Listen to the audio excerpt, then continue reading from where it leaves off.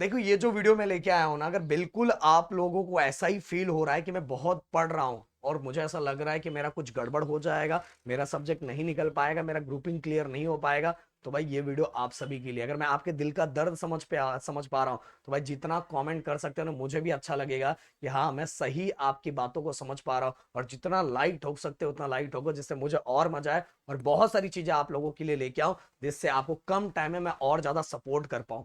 तो गाइस, अब ये उन बच्चों के लिए बेसिकली है जिन बच्चों को डर लग रहा है, तो आज डर पूरा खत्म कर देंगे, पूरा उड़ा देंगे।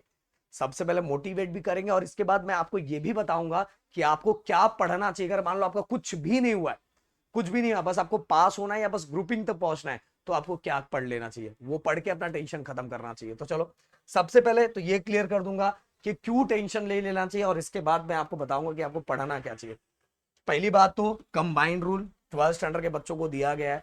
12th स्टैंडर्ड के बच्चों को कंबाइंड रूल इतना प्यारा दिया गया ना भाई, मैं क्या ही बताऊं।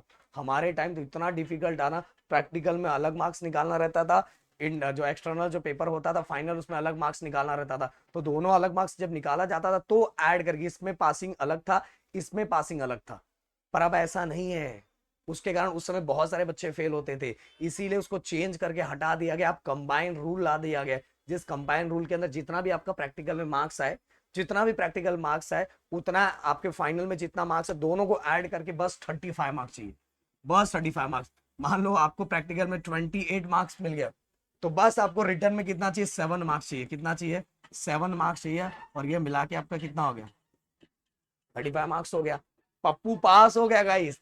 तो पहली बात तो टेंशन नहीं लेने का, कंबाइंड रूल अपने पास है और बहुत बड़ा वेपन है। बस प्रैक्टिकल पे, मैंने प्रैक्टिकल का जो वीडियो सुबह डाला था उसको आपने बहुत अच्छे से देखा होगा कि आपको प्रैक्टिकल में पहला टारगेट होगा कि भाई कैसे भी टीचर के पैर पकड़ने पड़े, कुछ भी कितने बार भी good afternoon, good evening, good morning बोलना पड़े, बोलूंगा, पर मैं ज्यादा से ज्यादा मार्क्स प्रैक्टिकल में मुझे चाहिए। ये टारगेट होना चाहिए।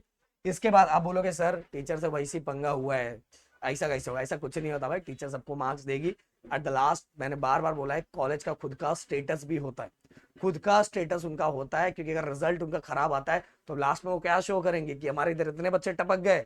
तो ऐसा कुछ नहीं होता, मैनेजमेंट के पास सब जाता है, टेंशन मत लो।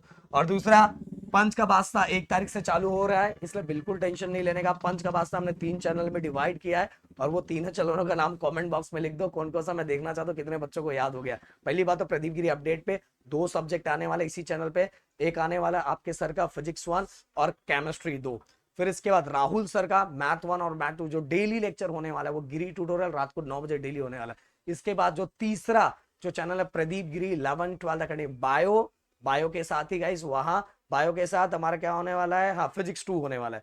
और इंग्लिश 2 चैनलों पे डिवाइड किया गया है, इस चैनल पे 3 लेक्चर आएंगे और तीन लेक्चर हमारे प्रदीप 11th 12th अकेडमी पे आएगा। इतना हमने इसलिए किया हुआ है कि आपको डेली ज्यादा से ज्यादा लेक्चर मिले और आपकी चीजें हर सब्जेक्ट कंप्लीट हो पाए। ओके, इतना आपके लिए मेहनत किया जा रहा है, पर रिस्पॉन्स दिखाना, नहीं रिस्पॉन्स दिखाओगे तो फिर हम दूसरे बच्चों के लिए लग जाएंगे, ये बात याद रखना। तो अब करे तो क्या करे सर, तो क्या करना चाहिए था, जस्ट मुझे पास होना है, ग्रुपिंग में जाना है, बस इतना ही मुझे करना है। तो भाई देखो, बस इतना ही करना है ना आपको, तो ज्यादा कुछ पढ़ना ही नहीं है। आपके टेक्स्ट बुक के अंदर जितने फिगर्स दिए हुए हैं, जितने डायग्राम्स दिए हुए हैं, उन डायग्राम्स की सबकी प्रैक्टिस कर लो, उन डायग्राम की बहुत अच्छे से प्रैक्टिस कर लो। जितने इंपॉर्टेंट डायग्राम, जैसे आपसे याद नहीं होता, आपसे डेरिवेशन नहीं हो पाता, कुछ नहीं होता, तो आपको बताऊंगा, जितने भी उत्तम में इंपॉर्टेंट डेरिवेशन दिए हुए, सभी डेरिवेशन के डायग्राम, स्टार्टिंग का कुछ पॉइंट और एंडिंग का कुछ पॉइंट, इतना तो कर सकते हो। इतना भी नहीं कर सकते, एटलीस्ट डायग्राम थोड़ा बहुत ऊपर और थोड़ा बहुत नीचे, इतना याद कर लो। और हर चैप्टर के एमसीक्यू और 1 मार्क्स के क्वेश्चन, ये बस कर लो। मैंने क्या क्या बोला, डायग्राम्स और 1 मार्क्स के क्वेश्चन, अगर ये आपने कर लिया तो भाई एटलीस्ट आप पास हो जाओगे, पास होने से थोड़ा ऊपर बढ़ जाओगे। समझ में आ रहा है। तो ये 2 चीजें आपको बस करना है, डायग्राम्स, जो इंपॉर्टेंट डेरिवेशन है उसके डायग्राम, और ऊपर के पॉइंट और नीचे लास्ट के पॉइंट, और साथ में आपके 1 मार्क्स के क्वेश्चन, एमसीक्यू प्लस 1 मार्क्स के क्वेश्चन। इतना कर लिया, बिल्कुल टेंशन खत्म हो जाएगा। और बाकी चीजें प्रदीप सर लेके आएंगे, वहां से कर लेना। देखो बहुत अच्छा स्कोर कर लोगे, समझा। फेल जैसा कोई वर्ड नहीं है। देखो फेल कौन बच्चा होता है पता है, जो जाके पेपर खाली छोड़ के आता है, जो प्रैक्टिकल अच्छे से सबमिट ही नहीं करता, कुछ नहीं करता। या तो बहुत सारे बच्चों का प्रमोशन ऐसा भी होता है कि जो रजिस्ट्रेशन फॉर्म भरते हैं पर एग्जाम ही देने नहीं जाते। नहीं तो कॉमर्स के कंपैरिजन में भी साइंस में पास होने का प्रोपोर्शन बहुत ज्यादा है। समझ में आ रहा है, जाके देख लो, तुम्हें समझ में आ जाएगा। इसलिए साइंस वाले बच्चों टेंशन नहीं लेने का, समझ में आया। मिलते हैं नेक्स्ट वीडियो में, thank you so much guys, जय हिंद एंड जय महाराष्ट्र दोस्तों।